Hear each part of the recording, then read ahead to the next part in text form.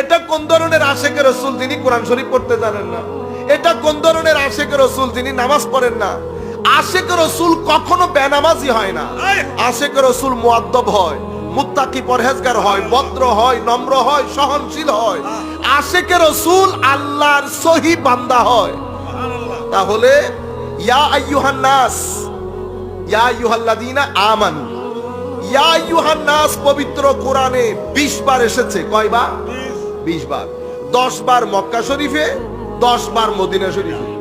ইয়া আইয়ুহান নাস বলে যখন আল্লাহ সম্বোধন করেন, আল্লাহ আমাদেরকে আল্লাহতে বিশ্বাস, পরকালে বিশ্বাস, নবীতে বিশ্বাস, আল্লাহর অস্তিত্ব, আসমান জমিনের সৃষ্টি, আল্লাহর গ্রেটনেস, এই বিষয়গুলো আল্লাহ তুলে ধরেন ইয়া আইয়ুহান নাস যখন বলবে। যেমন ইয়া আইয়ুহান নাস উবুদু রাব্বাকুম